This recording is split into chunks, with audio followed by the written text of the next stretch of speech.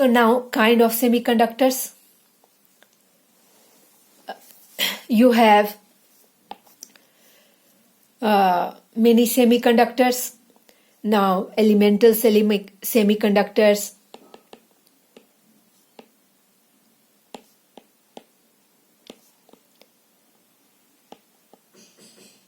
Then you have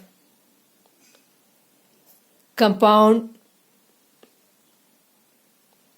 semiconductors.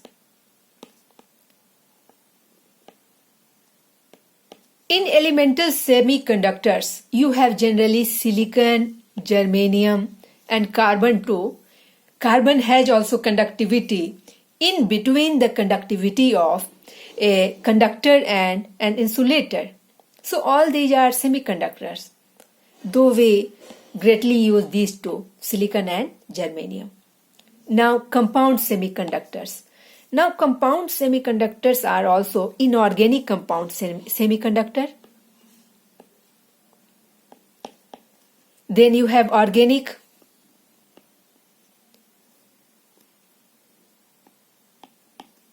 Then you have polymer. So in organic, you can have 2-3 examples of semiconductor like cadmium sulfide, like cadmium selenide, like gallium arsenide. These are your inorganic semiconductors. You have indium phosphide. All these are your inorganic semiconductors, compound semiconductors. Similarly, you have organic, like anthracene,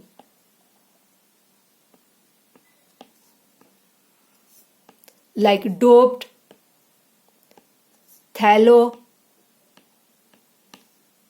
cyanine. All these are organic semiconductors, and semiconductors are very important. All these today's development in the field of science, in the field of computation or TVs, all these are due to these semiconductors. Very important things these semiconductors are. Now polymer semiconductor. So 1-2 example I am giving: polypyrrole,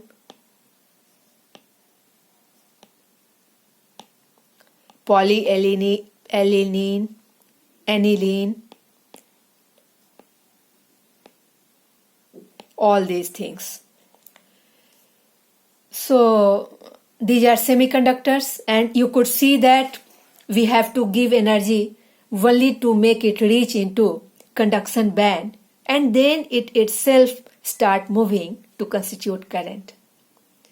And you can further see that this energy gap can be reduced to a great amount. This your energy gap can be reduced. So you have two kind of semiconductors. Kind of semiconductor, first kind, intrinsic semiconductor. What is intrinsic semiconductor? Like your silicon or germanium. This is just like a diamond crystal, in which you will find that it has it bound to its 4 adjacent atoms by covalent bond. There is covalent bond, 4 covalent bond of one any atom, your silicon or germanium atom or carbon atom. So how they are bound? So let us see. Here you have adjacent, you can see adjacent atoms of any silicon or germanium, any atom. And you know that silicon or germanium has outermost electrons, number of electrons 4. So when they make covalent bond, actually 4 of any one silicon or germanium atom will make covalent bond with 4 another atoms. They are making covalent bond with 4 another atom, and in return they are accepting also 4 other electrons so that their octet is filled. Now they are in stable condition. They have 8 electrons. You can count 1, 2, 3, 4, 5, 6, 7, 8. Altogether 8 electrons. They have fulfilled their octave. But now what happens if you give certain energy? When energy is given, we have just discussed that silicon has energy gap. Energy gap of silicon is equal to 1.1 electron volt, and of germanium it is 0.72 electron volt only. Very small energy gap. Now you supply energy by any of the method, like by heating highly or by glowing it with light, some light, UV radiations, or by applying very high electric field. This much amount of energy can be given to these atoms, these electrons. And after gaining energy, what happens? After gaining energy, when the energy is equal to or more than energy gap, electron readily accept that energy and goes into your conduction band. This is thermally generated electrons. Now electron has gone to conduction band, and here a vacancy is created, and that vacancy is called hole. So what happens? That electron move in conduction band, and in opposite direction the holes move in valence band. Both moves and both constitute current.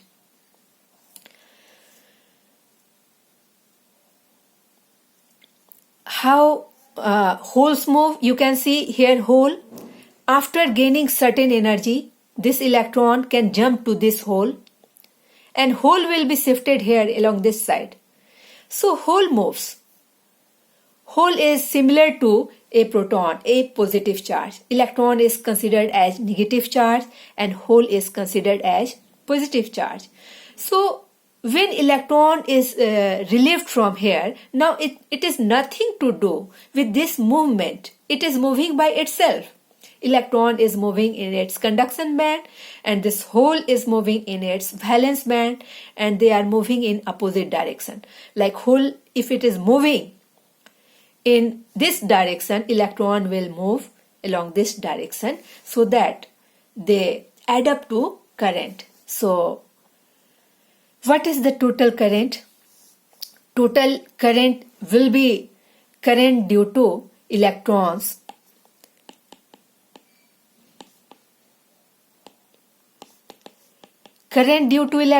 plus current due to holes, protons.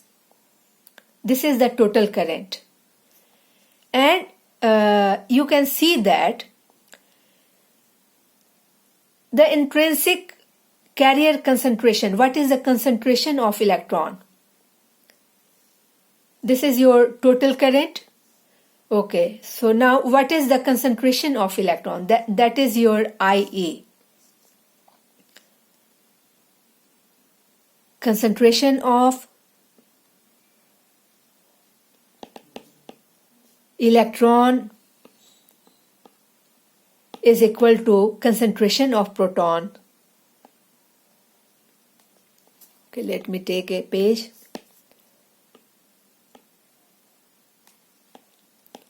Concentration of electron is equal to concentration of proton, and this is called intrinsic carrier concentration. These numbers are same because the number of electron is going and it is equal to number of hole that is forming in valence band. So number of electron will be same as number of hole, and this is equal to, therefore you can say that this is equal to concentration of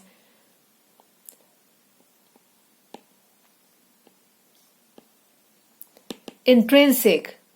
This is intrinsic semiconductor, so I am writing intrinsic. you can write intrinsic carrier concentration. Okay.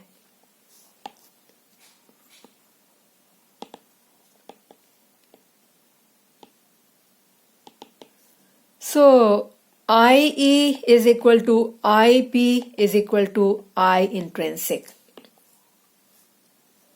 So this is the formula.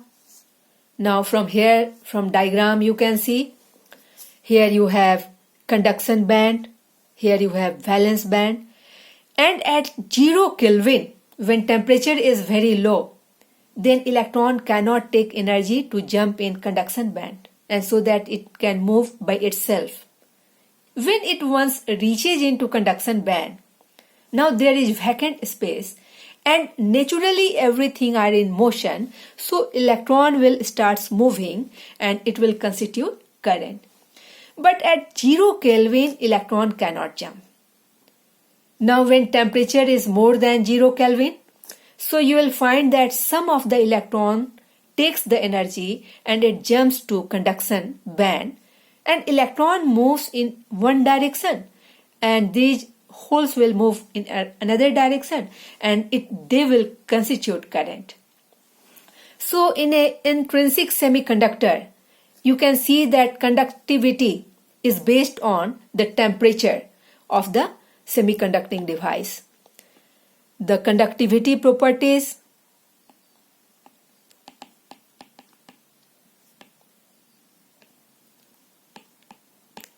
is based on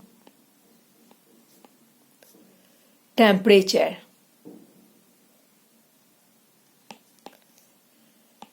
And at very high temperature, you can have very small conductivity.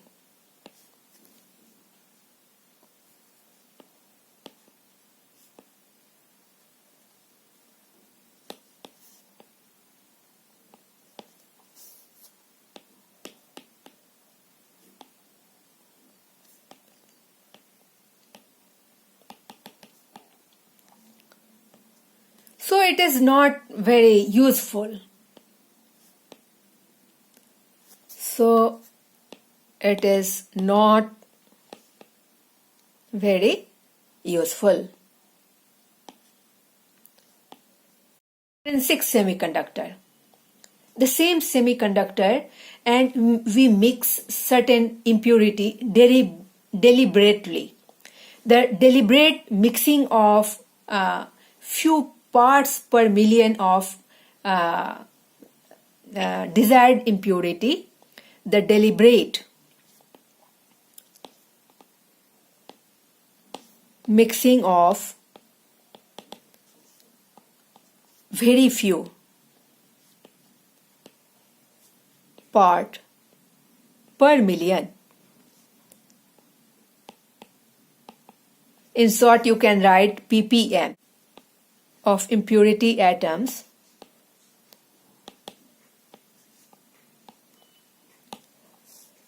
with these semiconductors.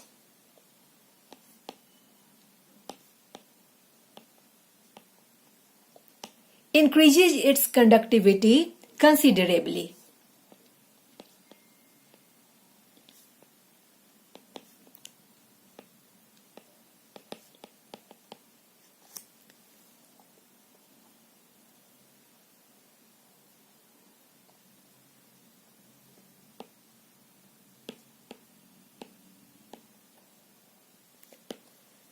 And this mixing is called doping.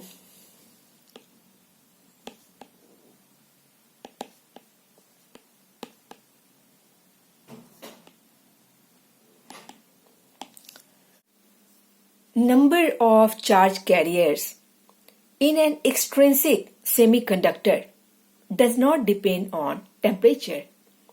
It totally depends on doping level.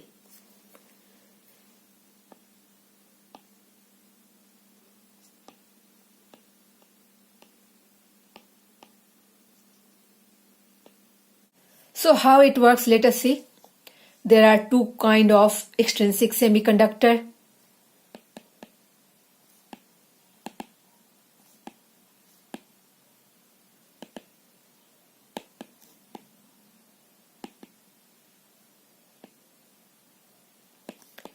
and they are N-type semiconductor and P-type semiconductor. So I am discussing the first one. So here you have a solid sample of semiconductors, and in which a very small number of impurity of pentavalent impurity, very small number of pentavalent impurity is mixed. What is pentavalent? So you know that your semiconductors are tetravalent. They have 4 electrons, valence electrons in outermost cell. Now pentavalent. What are pentavalent? You have certain pentavalent elements like your arsenic, antimony, like your phosphorus. All these are pentavalent. They have 5 electrons in their outermost cell. Phosphorus 15. You can find its electronic configuration, and you find that it is having 5 electrons. So when one phosphorus is put at this site, you can see here. Now 4 of these electrons, valence electrons in phosphorus, will make covalent bond with its neighboring semiconductor atoms. Here it is forming, here it is forming. Out of 4 electrons, out of 5 electrons, 4 are forming covalent bonds. And now 1 is left. Now consider, it has formed a covalent bond, and now its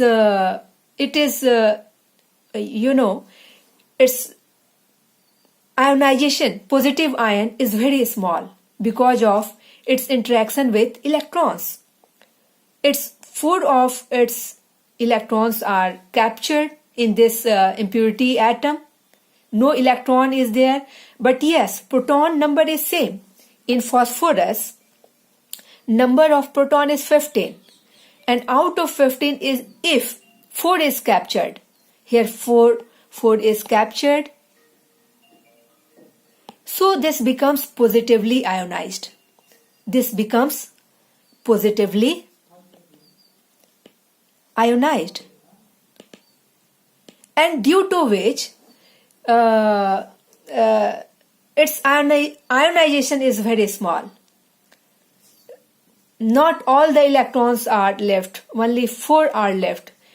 Its positive charge is small, so it will adhere to this electron, rest electron, with less strength, less affinity. So an electron will be freed from this atom, and when it leaves one electron, this impurity atom leaves one electron, and you know the impurity atom was initially uncharged.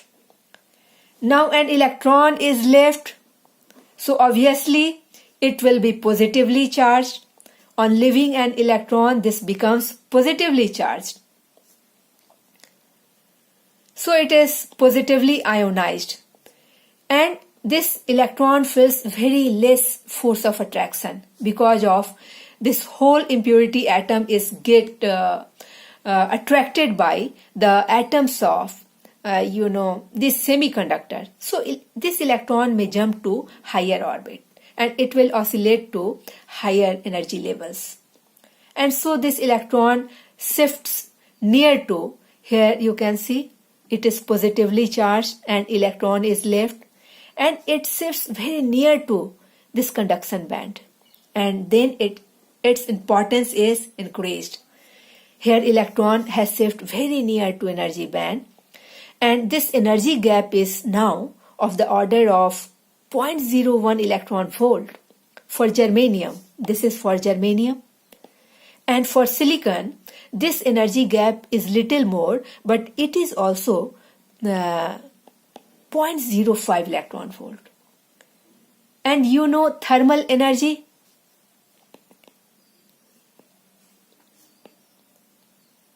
Means energy at room temperature.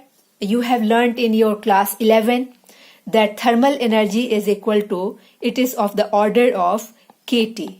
It is equal to 3 by 2 kT. You have learnt mean kinetic energy per molecule. And when you will put the value of K here, Boltzmann constant, and room temperature, that is 23 degrees C, you will find that thermal energy is of order 0.026 electron volt. Thermal energy is this much, and it requires only 0.01 electron volt, and we have thermal energy even more. So extrinsic semiconductors, after doping, they send electrons to a impurity energy level. This is your doped energy level. This is your donor energy level. It has donated electrons. The impurity atom has donated electrons. So this energy level of this donor electron is called donor energy level, is very close to conduction band. And we are to take this electron into conduction band so that they can move by themselves. So this energy gap remains only of the order of 0.01 electron volt or 0.05 electron volt, and thermal radiations gives us, sunlight gives us this much energy. So without supplying any energy, they themselves reach into this conduction band, and they can move in this conduction band, and they can conduct electricity. Now here one more phenomenon occurs, that is called recombination.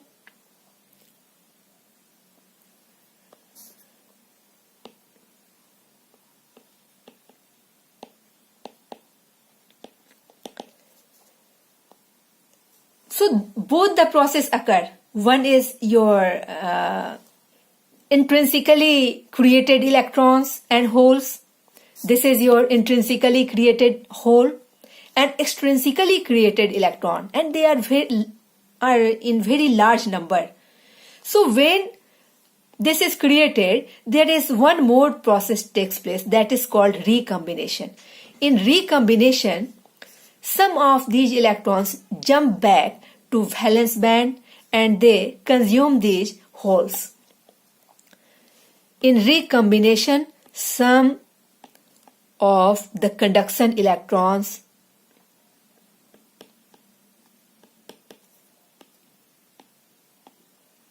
jumps back to valence band,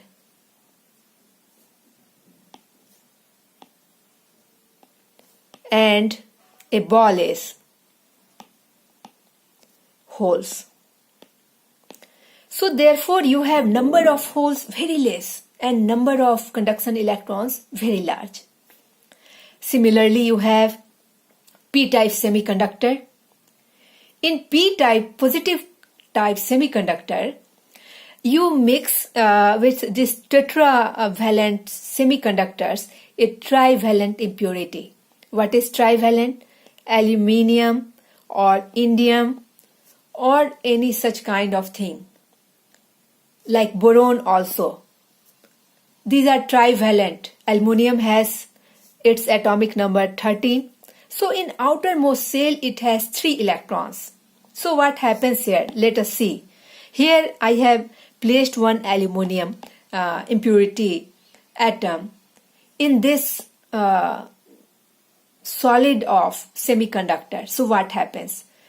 It forms a covalent bond with 3 of its neighboring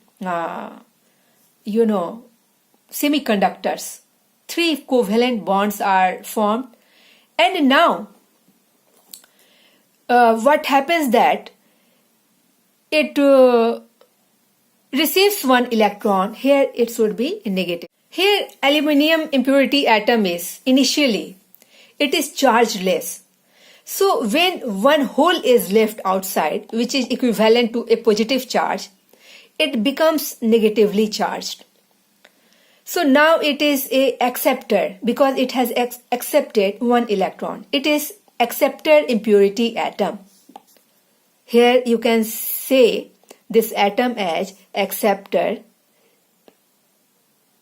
impurity atom.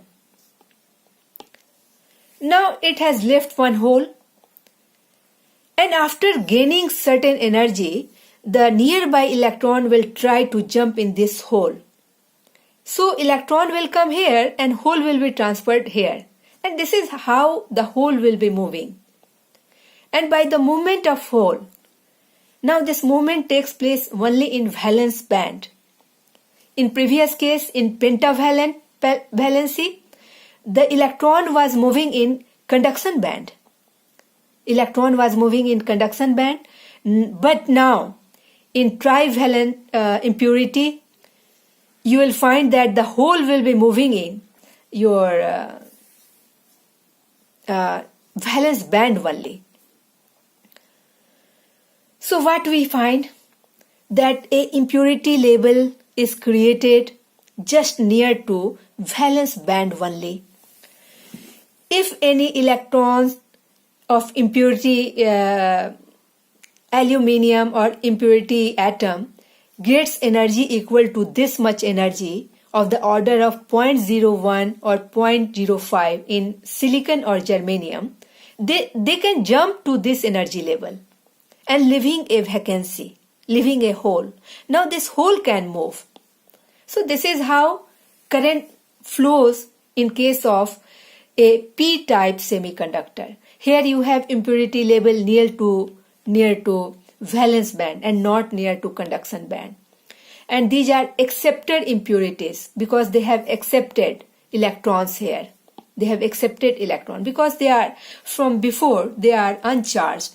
Now when one hole is released, which is similar to one proton positive charge, so one electron negative charge will be developed here from somewhere, means it has accepted one electron. So they are called accepted impurity atoms. And an energy label, impurity label is formed near to this valence band, that is called acceptor energy label, A energy label. So as you know that by thermal energy, which is of the order of 0.026 electron volt, and which is more than this value, you can see more than this value, by getting thermal energy, electron can jump here and leaving a vacancy, and this vacancy can move in a valence band. So this is how, without giving even energy, you can get electric current. Like in solar cell, you put the cell in sunlight and you get electricity by itself. What is extrinsic carrier concentration? So you have number of holes, current due to holes, and then you have current due to electrons, and the product of these give you extrinsic carrier concentration, I intrinsic. Square of this is equal to I hole into I electron. So this is the law. In intrinsic, we saw that I hole is equal to I electron is equal to I intrinsic carrier concentration. But here carrier concentration is increased manyfold, you can see, because number of these carriers are very much large due to this doping, due to this mixing of impurities. In doping, the size of semiconducting atoms and the size of doping atoms should be similar, so that the original semiconducting lattice shape should not be altered. And for that, we mix aluminium atom with silicon atom. Aluminium has atomic number 13, silicon has 14. They are quite similar in their sizes. Similarly, we mix phosphorus with silicon. Phosphorus has atomic number 15, silicon has 14. They are quite similar.